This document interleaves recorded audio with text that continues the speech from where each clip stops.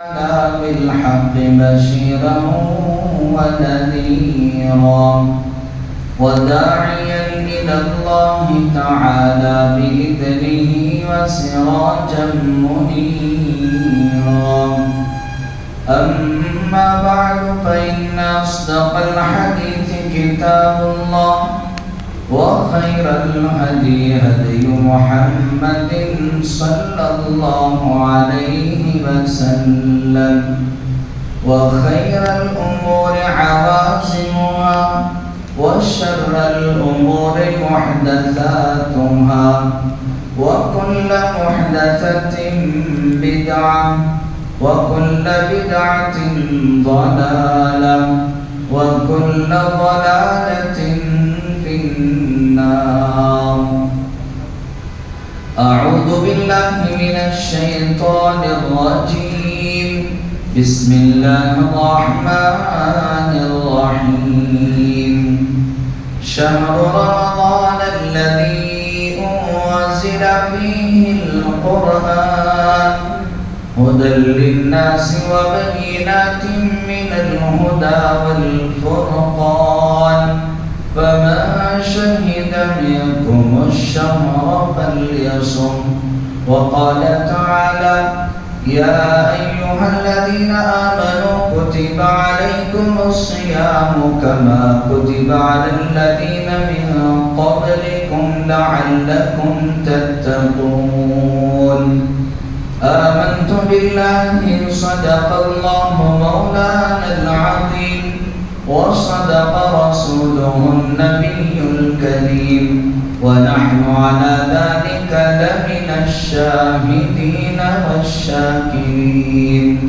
وقال النبي صلى الله عليه وسلم: الصوم لي وأنا أجزى به، أو كما قال عليه الصلاة والسلام. معزز حاضرین، محترم سامعین اور برادران اسلام، جس گھڑی کا ہمیں بڑی شدت سے انتظار تھا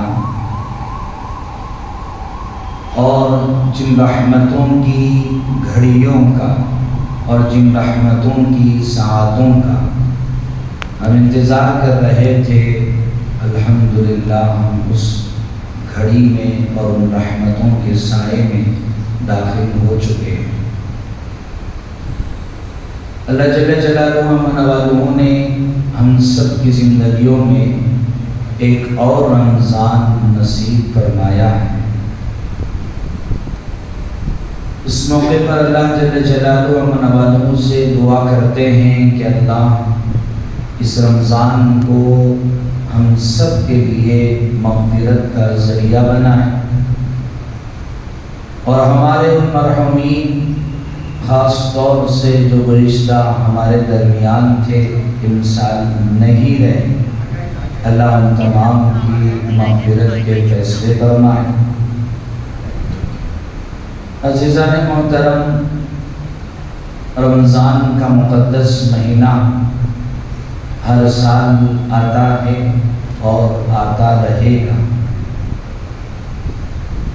لیکن میں اور آپ اس آنے والے ہر رمضان میں رہیں یا نہ رہیں اس کی کوئی گارنٹی نہیں ہے۔ یہ وقت ہے، اس کا کام ہی گزرنا ہے، یہ کسی بھی طرح گزر جائے گا، لیکن میرے اور آپ پر موقوف ہے کہ ہم کیا اس کو دیگر چیزوں کی طرح عام لائٹ لے کر اس کو ہم ختم کر دیں، یا یہ کہ ہم اس کو کارآمد بنائیں۔ گزشتہ سال جو احباب موجود تھے وہ بھی یہی سوچ رہے تھے کہ چلو ابھی زندگی باقی ہے، یہ رمضان نہ صحیح اگلے رمضان ہم اچھا گزار لیں گے، اگلے رمضان ہم اچھے سے روزے رکھ لیں گے، اگلے رمضان ہم اچھے سے قرآن کی تلاوت کر لیں گے، اور اگلے رمضان ہم اچھے سے اور نیک عمل کر لیں گے۔ لیکن موت نے ان کا ساتھ نہ دیا اور اللہ نے انہیں اپنے پاس بلا لیا۔ آج وہ ہمارے ایک سبحان اللہ کہنے پر بھی وہ خوش ہو جاتے ہیں کہ کوئی ایک شخص بھی ہمارے لیے کوئی پڑھ کر بخش دے گا تو ہمارے لیے وہ درجات کی بلندی کا ذریعہ بن جائے گا۔ لہذا اللہ نے مجھے اور آپ کو موقع دیا ہے، اس کو ہمیں صحیح طرح سے استعمال کرنا ہے۔ علماء نے لکھا ہے کہ رمضان کا مہینہ پورے سال کی طرح قلب یعنی کہ دل کی طرح ہے۔ اگر دل انسان کا صحیح ہے تو سارے اعضاء صحیح ہوتے ہیں، اگر دل میں ہی خرابی ہو تو اس کا اثر جسم کے دیگر پارٹ دیگر اعضاء پر بھی ہوتا ہے۔ ایسے اگر ہم نے رمضان کو اگر صحیح طریقے سے گزار لیا تو اللہ کی ذات سے امید ہے کہ اگلے 11 مہینے جو ہوں گے وہ صحیح معنوں میں گزریں گے۔ اگر ہم نے رمضان میں ہی اپنے آپ کو وہ پٹری سے اتار لیا تو پھر اگلے 11 مہینے بھی اسی بے ڈھنگی رفتار سے گزریں گے۔ کہاں گئے کہیں نہیں، کیا رہے خوش بری والا معاملہ ہو جائے۔ اللہ جل جلالہ و منوالہ اپنے کلام پاک میں ارشاد فرما رہے ہیں، یا ایھا الذین آمنوا کتب علیکم الصیام کما کتب علی الذین من قبلکم لعلکم تتقون۔ اے ایمان والو، جب رمضان کا مہینہ آتا ہے تو سب سے بڑی تبدیلی یہ ہوتی ہے کہ ہم تمہاری عبادتوں میں ایک اور عبادت کا اضافہ کر دیتے ہیں، وہ ہے روزہ۔ یا ایھا الذین آمنوا، اللہ بڑے پیار سے فرما رہے ہیں کہ اے وہ لوگو جو مجھ پر ایمان لائے ہیں۔ اور اللہ قرآن میں یہ بھی فرما رہے ہیں کہ والذین آمنوا اشد حبا للہ، جو ایمان والے ہیں وہ اللہ سے بے انتہا محبت کرنے والے ہیں۔ اور ظاہر سی بات ہے میں بھی اور آپ بھی ہر کوئی اللہ سے اور اللہ کے رسول سے بے انتہا محبت کرتے ہیں اور ہم محبت کا دعویٰ بھی کرتے ہیں۔ محبت تو ہم میں سے ہر ایک کو ہے۔ اب اللہ تعالیٰ فرما رہے ہیں کہ جب آپ کو میرے سے محبت ہے تو اس محبت کے ناطے یا ایھا الذین آمنوا، اے ایمان والو جو مجھ سے محبت کرتے ہو، ہم نے تمہارے اوپر روزے فرض کیے، کتب علیکم الصیام، ہم نے تم پر روزے فرض کیے ہیں۔ اور روزے اس لیے فرض کیے کہ جتنی بھی عبادتیں ہیں اللہ تعالیٰ فرما رہے ہیں کہ ان ساری عبادتوں کا ثواب وہ فرشتے لکھتے ہیں، لیکن روزہ ایک ایسی عبادت ہے جس کا ثواب وَأَنَا أُجْزَىٰ بِهِ وَأَنَا أَجْزَىٰ بِهِ، اللہ کے رسول اللہ تعالیٰ فرما رہے ہیں کہ اس کا بدلہ میں خود ہوں۔ ایک عاشق کو معشوق سے محبت ہوتی ہے، ایک انسان کو جب دوسرے انسان سے محبت ہوتی ہے تو اس کی آخری خواہش یہ ہوتی ہے کہ میں جس سے محبت کر رہا ہوں وہ مجھ سے مل جائے۔ اگر محبوب معشوق اگر اس کو کہے کہ آپ کو میرے گھر آنا ہے تو اگر وہ راستہ کانٹے دار بھی ہو، مشکل بھرا بھی ہو تو عاشق اس راستے پر گزر جاتا ہے۔ کسی کو کسی نے کہا اگر تمہیں میرے در پہ آنا ہے تو میرے در کے راہ میں کہکشا نہیں ہے، اگر تمہیں میرے در پہ آنا ہے تو میرے در کے راستے میں وہ کہکشا نہیں ہے، تمہیں پتھروں پر سے ہی آنا ہوگا۔ اور ہر محبوب عاشق چاہتا ہے کہ اسے اپنا محبوب مل جائے۔ ایسے اللہ تعالیٰ فرما رہے ہیں کہ اگر تم مجھ سے محبت کرنے والے ہو تو روزے رکھو، روزے رکھو گے تو میں خود تمہیں مل جاؤں گا۔ اور جب اللہ اگر کسی کو مل جائے تو پھر اسے دنیا کی کوئی چھوٹی موٹی ضرورتیں مانگنے کی چیزیں مانگنے کی اسے کوئی ضرورت نہیں ہے۔ لہذا رمضان کا جو اہم فریضہ ہے، جو اہم عبادت ہے وہ روزہ، اس کو ہر انسان کو اس کا اہتمام ضرور کرنا چاہیے۔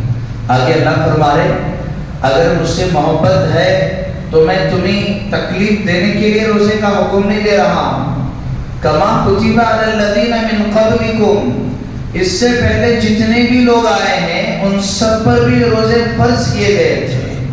حضرت آدم علیہ السلام کو جب اللہ نے جنت سے اتار کر دنیا میں بھیجا تو جب آپ دنیا میں آئے تو جنت کی ہر چیز آپ سے لے لی گئی، اتار لی گئی، اور جب آپ دنیا میں آئے تو جنت کا حسن بھی آپ سے لے لیا گیا۔ جب ایک مرتبہ آپ دریا کے پاس گئے اور اپنے چہرے کو دھو رہے تھے، وضو کر رہے تھے، جب انہوں نے اس پانی میں اپنے چہرے کو دیکھا، محسوس کیا کہ ان کا جو حسن جنت میں تھا وہ یہاں نہیں ہے، انہوں نے باری تعالیٰ سے دعا کی کہ باری تعالیٰ آپ نے مجھے جنت کی وہ ساری چیزیں لے لی، جنت کا حسن بھی لے لیا۔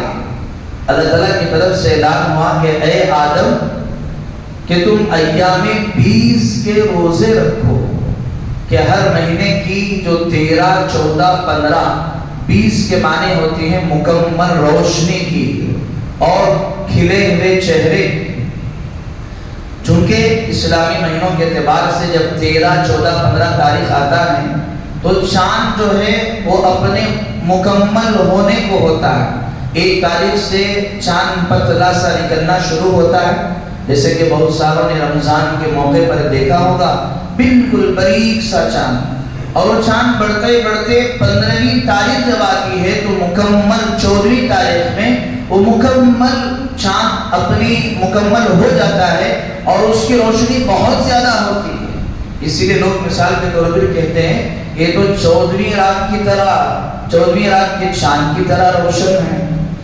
اور پھر جیسے ہی 15ویں تاریخ ہوتی ہے تو اس کے بعد پھر چاند گھٹنا شروع ہو جاتا ہے اور پھر وہ باریک ہوتے ہوتے وہ آخر میں ختم ہو کر پھر دوبارہ 1 تاریخ سے وہ شروع ہوتا ہے۔ تو ایام 20 اس لیے کہتے ہیں چونکہ اس میں چاند اپنی روشنی کو مکمل کیے ہوئے ہوتا ہے۔ تو حضرت آدم علیہ السلام نے 3 روزے رکھے، اللہ کی طرف سے اعلان ہوا کہ آدم یہ 3 روزے رکھو، تمہیں جنت کے حسن کا ہلکا سا نظارہ تمہیں محسوس ہوگا، تمہارے چہرے پہ روشنی آئے گی۔ یعنی کہ جو بندہ روزہ رہتا ہے اللہ اس کے چہرے کو نور سے منور کر دیتے ہیں۔ تو حضرت آدم نے روزہ رکھا اور پھر حضرت نوح علیہ السلام اس نے بھی روزہ رکھا، اور اللہ تعالیٰ نے حضرت داؤد علیہ السلام کو بادشاہت بھی دی تھی اور نبوت بھی دی تھی۔ تو حضرت داؤد علیہ السلام پورے سال میں 6 مہینے روزے رکھتے، 6 مہینے افطار کرتے۔ آج روزہ رکھا، کل افطار کیے، پھر پرسوں روزہ رکھا، پھر پرسوں افطار کیے، یعنی کہ ایک دن چھوڑ کے ایک دن، اس طرح ہو گیا کہ پورے 6 مہینے روزہ رکھا کرتے، جسے صوم داؤدی بھی کہا جاتا ہے۔ اور حضرت موسیٰ علیہ السلام نے بھی روزے رکھے۔ اللہ تعالیٰ جب حضرت موسیٰ علیہ السلام کو کوہ طور پر بلایا تو اس سے پہلے 40 دن کے وہ روزے رکھے، اور پھر حضرت عیسیٰ علیہ السلام نے بھی روزے رکھے۔ اور ہم سب کے محبوب رسول حضرت محمد رسول اللہ صلی اللہ علیہ وسلم بھی رمضان کے روزوں کی فرضیت سے قبل عاشورے وغیرہ کا روزہ کا اہتمام کرتے، اور جو روزہ جو فرض ہوا، اللہ کے رسول صلی اللہ علیہ وسلم مکہ مکرمہ میں تھے اور اس کے بعد آپ نے ہجرت فرمائی مدینہ منورہ، تو ہجرت کے دوسرے سال میں دوسرے سن 2 ہجری میں اللہ کے رسول صلی اللہ علیہ وسلم پر روزے فرض کیے گئے۔ تو اللہ فرما رہے ہیں کہ آپ کو مجھ سے محبت ہے، تو یہ محبت میں کوئی میں تکلیف والی چیز آپ سے نہیں مانگ رہا ہوں۔ میں آپ سے کیا مانگ رہا ہوں؟ جو پچھلی قوموں نے، پچھلے لوگوں نے جو کام کیا ہے وہی کام بس تمہیں بھی کرنا ہے، روزہ رکھنا ہے۔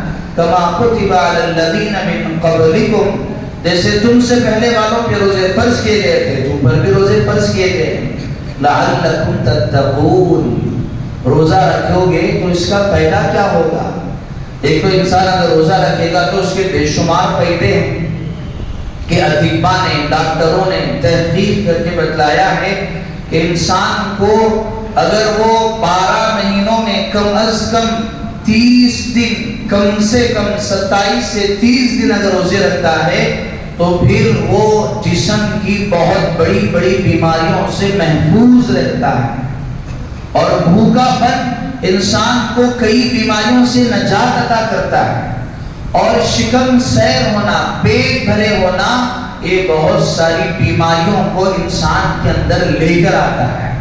تو ایک تو دنیاوی فائدہ اور اخروی فائدہ یہ ہے کہ لعلکم تتقون، تاکہ تمہارے اندر اللہ کا ڈر اور خوف آ جائے۔ انسان جو رمضان میں ہو یا غیر رمضان میں ہو، جو اللہ تعالیٰ کی نافرمانی کرتا ہے، جو گناہ کرتا ہے، عام طور پر جو گناہ کرتا ہے وہ یا تو انسان شہوت کی بنیاد پر گناہ کرتا ہے، اس کے نفسانی خواہشات ایسے ہیں، یا انسان عام طور پر وہ حسد اور جلن اور بغض کی بنیاد پر وہ گناہ کرتا ہے، یا پھر انسان وہ مال کی لالچ میں، حرص میں، طمع میں وہ انسان گناہ کرتا ہے۔ اللہ تعالیٰ فرما رہے اگر تم صحیح سے روزے رکھ لو گے تو یہ ساری چیزیں تمہارے اندر سے ختم ہو جائے گی۔ جس طرح انسان اپنے مال کی زکوٰۃ نکالتا ہے، اپنے مال کی زکوٰۃ کس لیے نکالتا ہے؟ تاکہ اس کا مال محفوظ رہے۔ اللہ کے رسول صلی اللہ علیہ وسلم نے ارشاد فرمایا کہ حصنوا اموالکم بالزکاۃ، کہ اللہ تعالیٰ نے تمہیں اگر 1,00,000 روپیہ اگر تمہیں دیے ہیں تو تمہیں اس 1,00,000 روپیے کو اگر محفوظ کرنا ہے تو اس کی بہترین شکل یہ ہے کہ تم اس کی زکوٰۃ ادا کر دو۔ اس کا 2.5%، 2.5%، یعنی کہ 1,00,000 روپیے میں تمہیں صرف 2,500 روپیے اگر تم نے نکال کر اگر زکوٰۃ ادا کر دیے تو تمہارا مال محفوظ ہو گیا۔ تو جس طرح تم زکوٰۃ کے ذریعے سے اپنے مال کی حفاظت کرتے ہو، اللہ کے رسول صلی اللہ علیہ وسلم نے ارشاد فرمایا اگر اپنے بدن کی اگر حفاظت کرنا چاہتے ہو تو روزے کا اہتمام کرو، کہ بدن کی زکوٰۃ اگر ادا کرنا ہے تو تم روزے کا اہتمام کرو۔ اس سے پہلا کیا ہوگا؟ تقویٰ تمہارے اندر آئے گا۔ اللہ تعالیٰ نے ہر انسان کے اندر برائی کا بھی مادہ رکھا ہے، بھلائی کا بھی مادہ رکھا ہے۔ انسان اگر محنت کرے تو فرشتوں سے بھی اونچے مقام پر جا سکتا ہے، اور اگر انسان وہ برائی پر اتر آئے تو شیطان کو بھی پیچھے چھوڑ سکتا ہے۔ یہ دونوں مادے اللہ نے تمہارے اندر رکھے ہیں۔ یہ جو تمہارے اندر برے چیزیں ہیں اس کو ختم کیسے کرو گے؟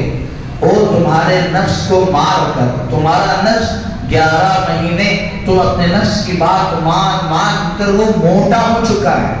اب تمہیں نماز کے لیے بھی اگر اگر تم جانا چاہو گے تمہارا نفس اس سے روک دیتا ہے۔ لیکن یہ اللہ کا فضل ہے کہ جب رمضان کا مقدس مہینہ آتا ہے، اس کی رحمتیں، اگر کوئی پوچھے کہ رمضان کے مہینے میں اللہ کی بے شمار رحمتیں نازل ہوتے ہیں، اس کی دلیل کیا ہے، اس کا پروف کیا ہے، تو فوراً کہہ دینا یہی سب سے بڑی دلیل ہے کہ غیر رمضان میں جو بندہ فرض نماز کو بھی صحیح سے نہیں آ پاتا، اور رمضان کے مہینے میں 20 رکعت روزانہ یہ جو تراویح کے ہیں، جو فرائض سے ہٹ کر ہیں، اس کو بھی وہ آسانی سے کھڑے ہو کر پڑھ لیتا ہے۔ یہی اللہ کی رحمت کی سب سے بڑی دلیل ہے کہ اللہ تعالیٰ اس مہینے میں اپنی رحمتوں کو عام کرتے ہیں۔ تو غرض یہ جو نفس کے اندر کی جو نفسانیت ہے اس کو ختم کرنے کے لیے اللہ تعالیٰ نے روزے کو رکھا تاکہ تقویٰ آ جائے۔ تقویٰ کو اللہ کے ڈر کو کہتے ہیں۔ اور انسان جو گناہ کا شکار ہوتا ہے حرص اور لالچ کی بنیاد پر، کہ دنیا میں سب سے پہلے جو گناہ ہوا وہ حابیل و قابیل سے ہوا، کہ ان کے اندر حرص آئی، لالچ آئی، اور پھر تکبر اور بڑائی اس کے اندر آئی، تو پھر قابیل نے حابیل کو قتل کر دیا۔ اور قتل کس لیے کیا؟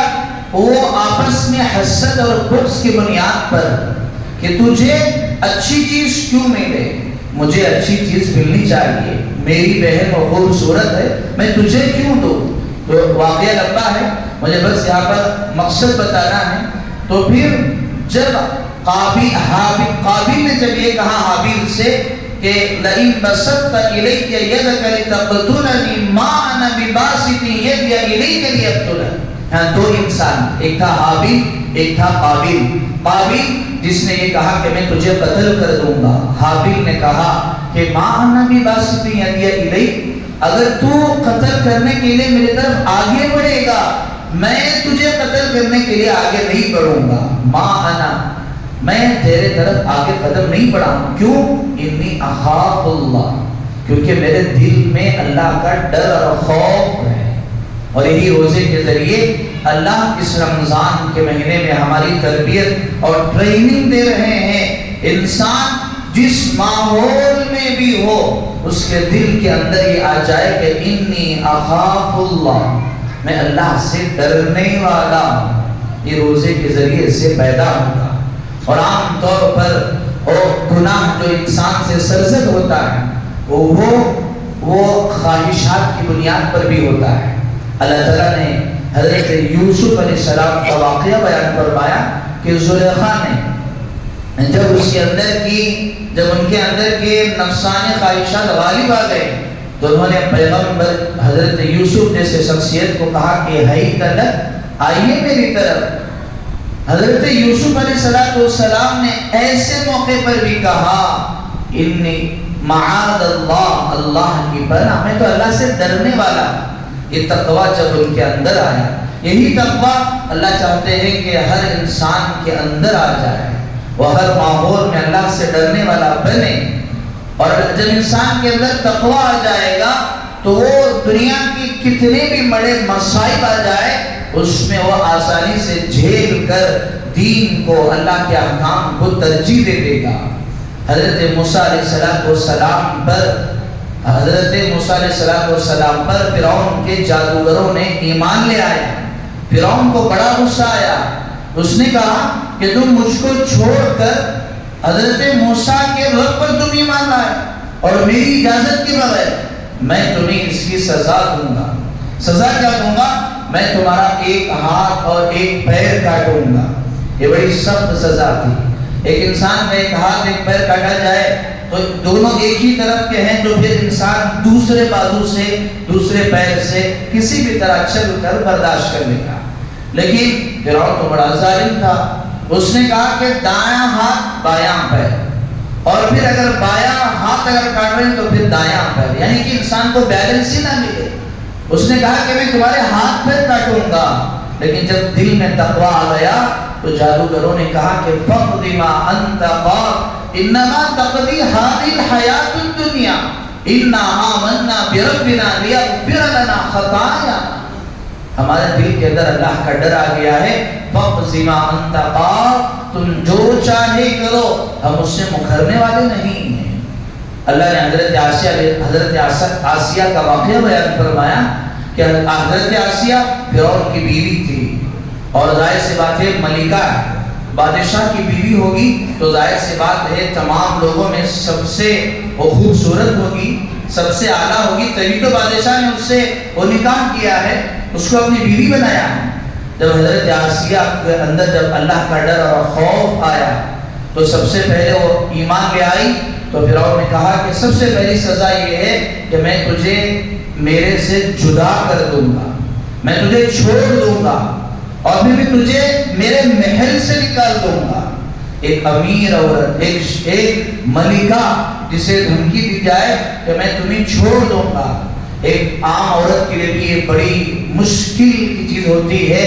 لیکن حضرت آسیہ نے اس کو کہا کہ رب ابن لی عندک بیتا، اگر تم اپنے محل سے نکالو گے، میں تو اللہ سے دعا کر رہی ہوں رب ابن لی عندک بیتا فی الجنہ، اللہ مجھے تو جنت میں گھر عطا فرما. اور پھر انہوں نے کہا کہ صرف گھر سے نکالوں گا نہیں، میں تجھے سخت سزا بھی دوں گا اور تکلیفیں دیا. تو حضرت عائشہ نے دعا کی وَنَجِّنِي مِن فِرْعَوْنَ وَعَمَلِهِ وَنَجِّنِي مِنَ الْقَوْمِ الظَّالِمِينَ. اللہ فرعون سے بھی نجات دے اور اس کے ظلم سے بھی مجھے نجات دے اور اس تمام ظالم قوم سے مجھے نجات دے. تو یہ ڈر اور یہ خوف، یہ تقویٰ ہر انسان کے اندر آ جائے، اس لیے اللہ نے رمضان کے روزے فرض فرمائے. اور یہ رمضان کے روزے انسان کی زندگی کو بدلنے کے لیے آئے ہیں. اللہ تعالیٰ فرما رہے ہیں کہ الصوم لی وانا اجزی بہ، کہ روزہ میرے لیے ہے اور میں اس کا بدلہ دوں گا. اور بدلہ دنیا میں بھی ملے گا اور آخرت میں بھی ملے گا. آخرت میں کیا ملے گا؟ اللہ کل قیامت کے دن VIP خصوصی دروازے سے تمہیں جنت میں داخل کریں گے کہ اللہ کے رسول صلی اللہ علیہ وسلم نے ارشاد فرمایا کہ یقال لصاحب الصوم، کہ جنت میں ایک ایسا دروازہ ہے جسے باب الریان کہا جاتا ہے، اس باب الریان سے روزے داروں کو داخل کیا جائے گا۔ کل قیامت کا منظر جہاں سورج سوا نیزے پر ہے، سخت گرمی ہے۔ آج تھوڑی سی گرمی اگر سخت ہو جائے تو انسان باہر نکلنے کے لیے مشکل ہو جاتا ہے اور اس کے لیے گرمی برداشت کرنا مشکل ہو جاتا ہے۔ وہاں سورج بالکل قریب ہوگا، گرمی کا کیا عالم ہوگا، اور بہت ہی مشکل بھرا دور ہوگا کہ تمام لوگ بڑی لمبی لائنیں اور حساب و کتاب کے لیے لگی ہوں گی۔ ایسے وقت میں اللہ چند لوگوں کو ایک VIP خصوصی دروازے سے اللہ جنت میں داخل کروا دیں گے۔ اس کو اگر سمجھنا ہے تو جو لوگ ایک ملک سے دوسرے ملک جاتے ہیں، ایک کنٹری سے جو دوسری کنٹری جاتے ہیں، جب امیگریشن وغیرہ جاتے ہیں تو انہیں اس کا اندازہ ہوتا ہے کہ اگر بالخصوص یورپ بعض ممالک ایسے ہیں جہاں بڑی سختی برتی جاتی ہے، جہاں صرف اس امیگریشن پاس کرنے کے لیے انہیں گھنٹوں اس میں بٹھایا جاتا ہے۔ ہم کھڑے دیکھ رہے ہوتے ہیں کہ صرف 11 آدمی ہیں اور وہاں بڑی لمبی لمبی لائنیں لگی ہوئی ہیں، وہ آسانی سے پار ہو رہی ہیں، لیکن یہ 11 آدمی 1 گھنٹہ 1.5 گھنٹہ ہو کر بھی پاس ہو نہیں پا رہے۔ کیوں؟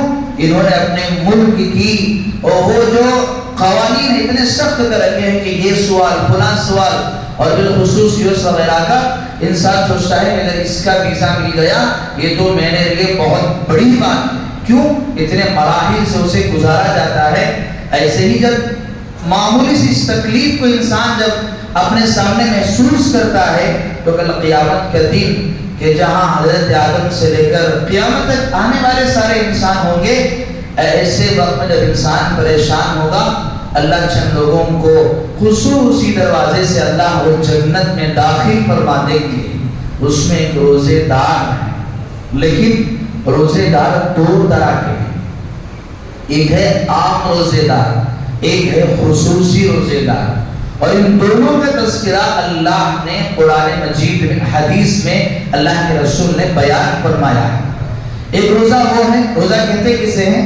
انسان صبح صادق سے لے کر غروب آفتاب تک کھانے سے پینے سے اور اپنی بیوی والے معاملے سے وہ دور ہے، اس کو روزہ کہتے ہیں۔ اگر کسی نے ان 3 چیزوں کو کر لیا تو اس کا روزہ ہو گیا۔ لیکن اللہ کے رسول صلی اللہ علیہ وسلم نے ایک اور روزہ بیان فرمایا۔ اللہ کے رسول صلی اللہ علیہ وسلم نے وہ روزہ بیان فرمایا، وہ نیک لوگوں کا روزہ، وہ مقربین کا روزہ۔ وہ روزہ صرف ان 3 چیزوں سے رکنے کا نام نہیں، اس کا سارا جسم روزے دار ہے۔ اس کی آنکھ بھی روزے دار، اس کی کان بھی روزے دار، اور اس کے ہاتھ بھی روزے دار، اور اس کی زبان بھی روزے دار۔ اللہ کے رسول صلی اللہ علیہ وسلم نے ارشاد فرمایا کہ جو آدمی روزہ رہ کر بھی جھوٹ بولے تو پھر اس کا روزہ اس کو کوئی فائدہ نہیں دے گا۔ 11 مہینے اللہ کے نافرمانی میں گزارے اور رمضان کے 1 مہینے میں اور روزہ رہ کر بھی من لم یدع قول الزور، کہ جس نے رمضان جیسے مقدس مہینے میں بھی جھوٹ کو نہیں چھوڑا، فلیس للہ حاجۃ ان یدع طعامہ۔ بخاری شریف کی روایت ہے، اللہ کے رسول صلی اللہ علیہ وسلم نے ارشاد فرمایا جو روزہ رہ کر بھی جھوٹ بولنا نہ چھوڑے، اللہ کو اس کے کھانے چھوڑنے کی کوئی ضرورت نہیں۔ اللہ فرما رہے تم روزہ کس لیے رکھے تھے؟ کھانا تمہارے لیے تو حلال تھا، پینا تمہارے لیے تو حلال تھا، بیوی تمہارے لیے تو حلال تھی، تم نے چھوڑا کس کے لیے؟ میرے لیے ہی تو تم نے چھوڑا۔ جب تم نے حلال چیزوں کو میرے لیے چھوڑا ہے، حلال چیزوں کو تو چھوڑ دیا، حرام چیزوں کو تم نہیں چھوڑ رہے ہو۔ روزہ رکھ کر بھی اگر جھوٹ بول رہے ہو، اللہ فرما رہے ہیں کہ فلیس للہ حاجہ، اللہ کو کوئی ضرورت نہیں۔ اور روزہ رہ کر بھی انسان اگر اپنے کان کی حفاظت نہ کرے، اللہ کے رسول صلی اللہ علیہ وسلم نے ارشاد فرمایا رب صائم لیس لہ من صیامہ الا الجوع۔ اللہ کے رسول نے فرمایا کتنے روزے دار ایسے ہیں جن کے روزے سے انہیں صرف اور صرف بھوک ملی صبح سے لے کر شام تک تم بھوکے رہے، بس تم نے ایک ذمہ داری ادا کر دی اور اللہ کی طرف سے تمہیں کوئی انعام نہیں ملا۔ ایک ہوتا ہے انسان جیسے نماز پڑھے تو جنت ملے گی، حور ملیں گے اور جنت میں فلاں چیزیں ملیں گی، یہ ساری اپنی طرف ہیں، لیکن روزے کے بارے میں تو اللہ فرما رہے ہیں کہ میں خود تمہیں ملوں گا۔ ایک بادشاہ تھا جس کی کئی بیویاں تھیں، ان میں سے ایک بیوی سے بڑی محبت کیا کرتا تھا، جو دوسری بیویاں تھیں ایک سے زائد، وہ ان کو ہمیشہ اس بات پہ اعتراض ہوتا، ارے یہ ہم تو خاندانی ہیں، ہم تو بڑے خوبصورت ہیں، خوبصورت بھی ہیں، لیکن بادشاہ کا رجحان صرف اور صرف اس بیوی سے کیوں ہے؟ ایک مرتبہ انہوں نے بادشاہ سے پوچھا کہ بادشاہ آپ سے انہیں سے زیادہ محبت کیوں کرتے ہو، آپ کا لگاؤ ان سے زیادہ کیوں ہے؟ بادشاہ نے کہا کہ جب وقت آئے گا تو میں بتاؤں گا۔ تو پھر یہ بات کو بول کر بھول گیا، اور پھر چند دن گزرنے کے بعد بادشاہ نے کہا کہ آج میں بڑا خوش ہوں، اور میں اتنا خوش ہوں کہ آج تم میرے خزانے سے اور یہاں موجود جو چیزیں ہیں، میں اپنی بیویوں سے کہا کہ جس کو جو چاہے لے لینا۔ بادشاہ نے اعلان کیا، جیسے اعلان کیا تو بادشاہ کی جو ایک سے زیادہ دیگر بیویاں تھیں، کسی نے موتی لے لیے، کسی نے ہیرے لے لیے، کسی نے زیورات لے لیے، اور کسی نے الگ الگ طرح کی چیزیں لے لی، لیکن وہ جو ایک بیوی تھی جس سے بادشاہ کا لگاؤ زیادہ تھا، وہ خاموش کھڑی رہی۔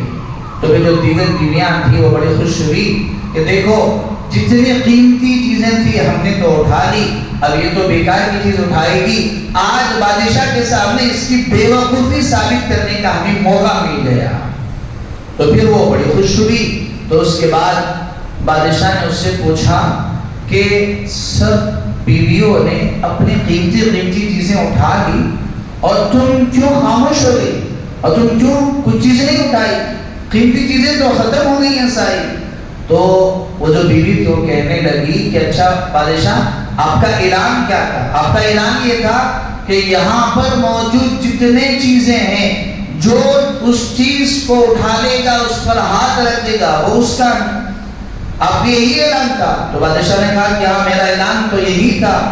تو انہوں نے کہا کہ اچھا بات ایسی ہے تو یہاں آپ بھی موجود ہیں۔ تو انہوں نے بادشاہ پر ہاتھ رکھ دیا، کہا کہ بادشاہ مجھے آپ چاہیے۔ تو پھر بادشاہ نے کہا کہ یہی فرق ہے تمہارے اور میرے میں کہ یہ بادشاہ ہی جب اسے مل گیا تو پھر بادشاہ کی جتنی نعمتیں ہیں وہ ساری اس کی ہو گئی۔ ایسے ہی اللہ جل جلالہ اپنا وعدہ فرما رہے ہیں کہ تم اگر روزہ رکھ کر اگر اللہ کی نافرمانی سے بچ جاؤ گے تو میں تمہارا ہو جاؤں گا، اور جب میں تمہارا ہو جاؤں گا تو پھر تمہیں دنیا کی ساری نعمتیں تمہیں مل جائیں۔ لہذا ہمیں اس روزے کو جو اللہ چاہ رہے ہیں اس طرح روزہ بنانا ہے۔ روزے میں اپنے کان کی بھی حفاظت، اپنی زبان کی بھی حفاظت، اور جھوٹ سے بھی حفاظت، اور دھوکے سے بھی اپنے آپ کو بچانا ہے، اور رشوت سے بھی اپنے آپ کو بچانا ہے، اور گالی دینے سے بھی اپنے آپ کو بچانا ہے، لڑائی جھگڑے سے بھی اپنے آپ کو بچانا ہے، لوگوں کو ساتھ غصہ کرنے سے بھی اپنے آپ کو بچانا ہے۔ اللہ کے رسول صلی اللہ علیہ وسلم نے ارشاد فرمایا روزے کی حالت میں ہو، اگر کوئی سامنے والا اگر تمہارے سے کوئی اگر لڑائی جھگڑے کی بات کر رہا ہے تو تم کہہ دو کہ انی صائم، میں روزے دار ہوں، میں تمہارے ساتھ جھگڑا نہیں کروں گا۔ تو میرے عزیزوں، حدیث میں جو اللہ کے رسول صلی اللہ علیہ وسلم نے یہ جو مثالیں بیان فرمائی ہے، اس سے ہمیں ایک پیغام دیا جا رہا ہے۔ وہ پیغام یہ ہے کہ رمضان کا جب مہینہ آتا ہے الحمدللہ ادنا سا ایمان والا بھی وہ روزے کا اہتمام کر لیتا ہے، اور ادنا سا ایمان والا بھی وہ تراویح بھلے پورے رمضان نہ پڑھے، کم سے کم 8 یا 10 دن تو پڑھ لیتا ہے، لیکن اس کی جو روح ہے اور اس کا جو مغز ہے اور اس کا جو اصل ہے وہ ہے تقوی۔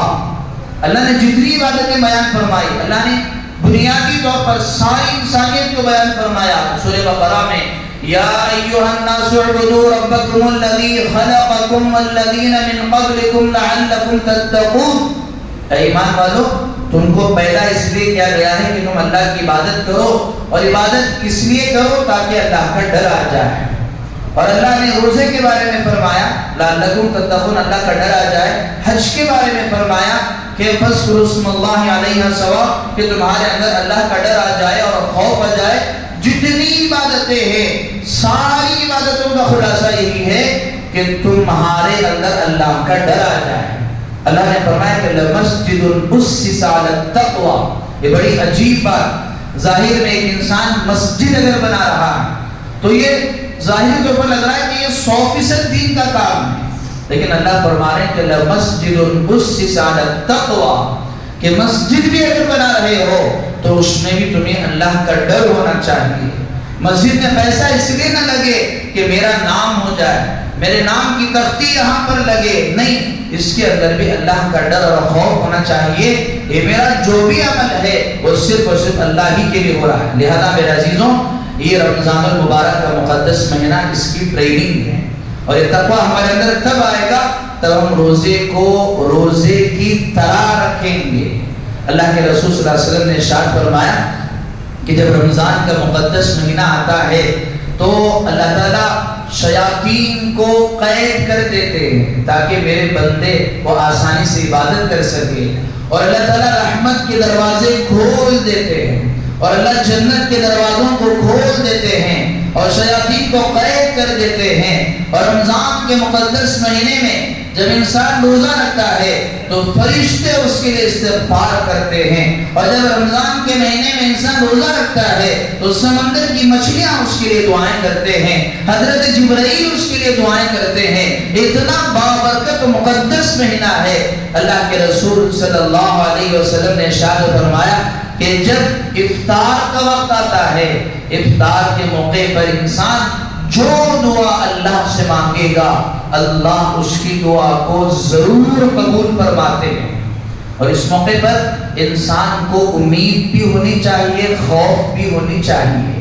امید یہ ہونی چاہیے کہ اللہ میرے روزے کو قبول کریں گے اور میری دعاؤں کو قبول کریں گے، اور خوف بھی ہونا چاہیے کہ کہیں میری عبادتیں ایسی نہ ہوں کہ اللہ کی بارگاہ میں ریجیکٹ کر دیے جائے۔ ان دونوں خوف و امید کے ساتھ انسان کو یہ سارا رمضان گزارنا ہے۔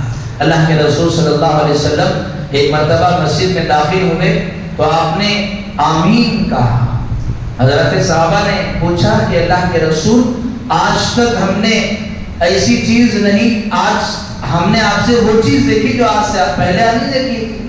اللہ کے رسول صلی اللہ علیہ وسلم نے ارشاد فرمایا کہ ہاں، جب میں مسجد میں داخل ہوا تو حضرت جبرائیل علیہ السلام جو ہے انہوں نے وہ بددعا دی کہ اللہ تعالیٰ کی طرف سے حضرت جبرائیل کو پیغام دیا، اور حضرت جبرائیل نے یہ دعا دی کہ ہلاکت و بربادی ہو اس شخص کے لیے جس نے رمضان کا مقدس مہینہ پایا، اور رمضان کا مقدس مہینہ پا کر بھی اللہ کے یہاں مغفرت و بخشش نہیں کروایا، اس کے لیے ہلاکت و بربادی ہے۔ اور جب اس رمضان کا مہینہ گزرے گا، عید الفطر آئے گی، عید آئے گی، اس موقع پر اللہ کی طرف سے اعلان ہوگا، اور حقیقت میں عید اسی کی ہوگی جو اس نے صحیح معنوں میں رمضان کو وہ اللہ سے ڈر کر گزارا ہوگا۔ نئے کپڑے پہن لینے کا نام عید نہیں ہوگا، اچھے چیزیں پکا کر کھا لینے کا نام عید نہیں ہوگا۔ ابھی رمضان کی ابتدا ہے، رمضان کا پہلا جمعہ ہے، ابھی سے ہمیں عزائم لے کر چلنا ہے۔ اللہ نے کلام پاک میں ارشاد فرمایا شہر رمضان الذی انزل فیہ القرآن، اللہ نے اس مہینے میں قرآن مجید کو نازل کیا، تو لہذا اس مہینے میں قرآن مجید کی کثرت سے تلاوت کریں۔ آپ کو جتنا ہو سکے اتنا آپ تلاوت کریں۔ ہمارے اکابر تو ایسے تھے، کوئی 3 دن، کوئی 4 دن، کوئی 1 دن میں کلام پاک پڑھ لیا کرتے تھے، جن کا معمول یہ تھا کہ مجھے کلام پاک کی تلاوت کرنا ہے۔ لیکن ہم دیکھ رہے ہیں کہ پچھلے چند سالوں میں جو بہار مسجدوں میں ہمیں کلام پاک پڑھے ہوئے لوگوں کی ہوتی تھی، ابھی اس سے زیادہ موبائل میں ریلز دیکھنے میں رمضان کے مقدس مہینے میں بھی وہ گزر رہی ہے۔ لہذا اللہ نے جب اتنے راستے ہمارے لیے آسان کیے، اللہ کی رحمت متوجہ ہے، اور اللہ نے شیاطین کو قید کیا ہے، اور اللہ تعالیٰ نے ہمارے لیے روزہ رکھا ہے کہ انسان جب شکم سیر ہوتا ہے تو مست ہوتا ہے، بھوکا ہے تو پھر اس کا دماغ چلتا ہے۔ اتنے مواقع اللہ نے دیے ہیں، اس کے باوجود بھی اگر ہم عبادت نہ کریں، قرآن مجید کی تلاوت نہ کریں، تو پھر ہمارے سے بڑھ کر محروم اور کون ہو سکتا ہے؟ لہذا اس مہینے میں قرآن مجید کی کثرت سے تلاوت کریں اور دعاؤں کا اہتمام کریں۔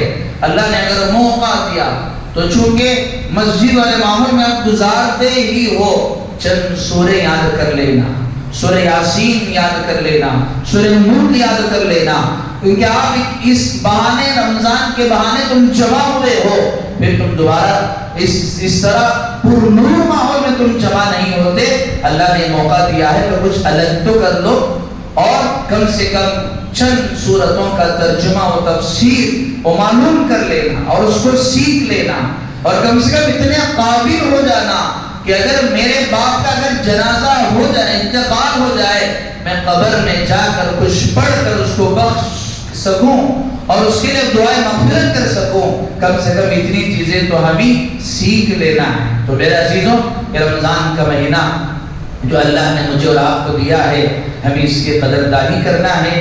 کہیں ایسا نہ ہو کہ ہم غفلت کا شکار ہوں اور ادھر حضرت جبرائیل کی بد دعا ہو اور اللہ کے رسول صلی اللہ علیہ وسلم کی آمین ہو، اور پھر رمضان کا مہینہ پا کر بھی ہماری مغفرت نہ ہو، تو پھر ہماری ہلاکت و بربادی میں کیا تردد ہے؟ لہذا ہم اس مہینے کی قدردانی کریں، اپنے اوقات کو عبادتوں میں لگائیں اور اپنے آپ کو گناہوں سے بچا کر رکھیں، اور اپنے روزے کو صحیح معنوں میں روزہ بنا کر ہم اس رمضان کے مہینے کو گزاریں۔ اور تراویح کے معاملے میں خاص طور سے بغیر کسی عذر کے ہم مسجدوں سے نہ کریں۔ ایک عجیب طرح کا ماحول ہو گیا کہ 8 دن میں، 10 دن میں، 7 دن میں نہ جانے تراویح پڑھی جا رہا ہے، اور قرآن مجید اتنا تیز پڑھا جا رہا ہے کہ کوئی سمجھ میں ہی نہیں آ رہا ہے۔ ہاں، اگر کوئی واقعیتاً اگر کسی کا عذر ہے، کوئی ڈاکٹرز وغیرہ ہیں یا کوئی ایسے تاجر ہیں جو رمضان کے 15ویں کے بعد یا اس کے بعد انہیں تجارت وغیرہ جانا آنا ہوتا ہے، تو بات الگ ہے، بغیر کسی عذر کے 10 دن میں تراویح پڑھ کے قرآن ہو گیا، تو پھر اس کے بعد ایک تو اس کے بعد بالکل تراویح کو تم نے چھوڑ دیا۔ تو اس طرح تو کرنا یہ شریعت اعتبار سے درست ہے، مسجدوں سے جڑے، مسجدوں میں تراویح پڑھے۔ اور بہت ساروں کو یہ بھی ہوتا ہے کہ فلاں مسجد میں چلے جائیں گے تو 9:30 بجے تراویح ہو جاتی ہے، 9:45 بجے تراویح ہو جاتی ہے، اور زیادہ سے زیادہ 5-10 منٹ کسی مسجد میں زیادہ ہوگی، 10 یا 10-5، لیکن ہم سوچتے ہیں کہ جلدی کہاں ہوتی، وہاں چلے جائیں۔ اور جب یہی اللہ معاف فرمائے، جب ورلڈ کپ وغیرہ میچ چل رہا ہوتا ہے تو وہاں 1 گھنٹہ 2 گھنٹہ بیٹھ کر آسانی سے رمضان کے مقدس مہینے میں بھی گزار دیتے ہیں، لیکن رمضان کے مہینے میں صرف اللہ کے خاطر، قرآن کے خاطر، اللہ کے گھر میں ہمیں 10 منٹ کھڑے ہونے کے لیے بڑا مشکل گزرتا ہے۔ لہذا کس سے پتا کہ یہ رمضان ہماری زندگی کا آخری رمضان ہو، یا یہ روزہ ہماری زندگی کا آخری روزہ ہو، اس لیے اس کی قدردانی کرتے ہوئے ہم مسجدوں سے جڑے اور تراویح مکمل آرام سے سنیں۔ اللہ تعالیٰ مجھے بھی اور آپ کو بھی اس کی توفیق عطا فرمائے۔ آخر میں چند گزارشات ہیں۔ پہلی تو گزارش یہی ہے، جیسا کہ آپ حضرات کے علم میں ہے کہ الحمدللہ ہمارے اس مسجد کے جو کنسٹرکشن کا کام کیا گیا ہے، الحمدللہ رمضان کے مہینے کے خاطر اس کو بہت تیزی سے کیا گیا، تاکہ سحری کرنے والوں کو، افطاری کرنے والوں کو، نمازیں پڑھنے آنے والوں کو کسی طرح کی کوئی تکلیف نہ ہو۔ الحمدللہ یہ جو توسیع کا کام کیا گیا، بڑا ہی اس کا فائدہ ہمیں محسوس ہوا ہے۔ الحمدللہ لوگ آج افطاری کے لیے، سحری کے لیے، نمازوں کے لیے بڑی آسانی سے اس میں وہ لوگ اس میں اپنے اعمال کو انجام دے رہے ہیں۔ یہ رمضان کے خاطر الحمدللہ اس کو جلد مکمل کیا گیا، لیکن اس کی بہت ساری رقم کی ادائیگی باقی ہے۔ لہذا حضرات سے درخواست ہے کہ آپ اس مسجد کی تعمیر کے لیے آپ جو ہے وہ تعاون فرماتے ہوئے جائیں۔ رمضان کا مقدس مہینہ ہے، آپ حضرات کو بھی معلوم ہے، اس میں نفل کا ثواب وہ فرض کے برابر ہے، اور ایک فرض کا ثواب وہ 70 فرض کے برابر ہے۔ آپ اس میں 1 روپیہ اللہ کے راہ میں دیں گے تو 70 روپیے دینے کا گویا کہ اللہ آپ کو ثواب عطا فرمائیں گے۔ لہذا آپ حضرات مسجد کے اس تعمیر میں جو قرض جو رقم کی ادائیگی باقی ہے آپ اس کے لیے اس میں حصہ لیتے ہوئے ضرور جائیں. اور اس کے علاوہ چونکہ رمضان کے مہینے میں زکوٰۃ وغیرہ بھی نکالی جاتی ہے, بہت سارے رمضان سے پہلے ہی نکالنے کا وہ ترتیب بھی بنا لیتے ہیں تاکہ سکون سے عبادت کر سکے. الحمدللہ غریبوں کا خیال کریں. اللہ کے رسول صلی اللہ علیہ وسلم کی جو سخاوت تھی رمضان کے مہینے میں ہواؤں کی طرح, علماء نے لکھا کہ ہوا کی جو مثال ہے, ہوا وہ صرف دوست کو نہیں جاتی, وہ دشمن کو بھی جاتی ہے, وہ صرف مسلمان کو نہیں جاتی, جس کے ذریعے سے وہ سانس ہر ایک پر عام ہوتی ہے. ایسا ہی اللہ کے رسول کی جو سخاوت تھی رمضان کے مہینے میں بالکل عام تھی, ہر ایک کے اوپر, اپنوں پر بھی, غیروں پر بھی, دشمنوں پر بھی, سب پر عام تھی. لہذا اس میں خرچ کریں, لیکن زکوٰۃ چونکہ فرض ہے اس کی ادائیگی میں آپ احتیاط کریں. غریبوں وغیرہ کو دے, ساتھ میں ہمارا ادارہ بھی ہے مدرسہ, آپ اس میں بھی آرام سے حصہ لے سکتے ہیں. اور اس کے علاوہ اللہ کے رسول صلی اللہ علیہ وسلم نے فرمایا کہ جو بندہ کسی کا روزہ افطار کرائے گا اللہ اسے حوض کوثر سے, اللہ کے رسول صلی اللہ علیہ وسلم کے ہاتھوں اللہ اسے اس کا پانی پلائے. لہذا یہ وہ ساری چیزیں ہیں جس میں ہمیں رمضان کے مہینے میں حصہ لینا ہے. ہمارے یہاں جو آش وغیرہ بنائی جاتی ہے, ایک دن کی آش کی قیمت 1500 روپئے 1500 روپئے ہے, آپ اس میں بھی حصہ لے سکتے ہیں. اللہ تعالیٰ سے دعا ہے اللہ مجھے اور آپ کو عمل کی توفیق عطا فرمائے. اور آج ہماری اس مسجد میں افطاری کے موقع پر ضیافت کا بھی نظم ہے, آپ حضرات ضرور شرکت فرمائیں. اور سارے احباب سے درخواست ہے کہ ابھی سے آپ سامنے آ جائیں, بہت سارے احباب باہر رکے ہوئے ہیں. آپ سنتیں پڑھ کر آپ اگر جس طرح نماز میں بیٹھتے ہیں اسی طرح اگر بیٹھ جائیں گے تو جتنے بھی احباب آنے والے ہیں ان ساروں کو آسانی سے جگہ مل جائے گی. اللہ تعالیٰ مجھے بھی اور آپ کو عمل کی توفیق عطا فرمائے. آمین. وآخر دعوانا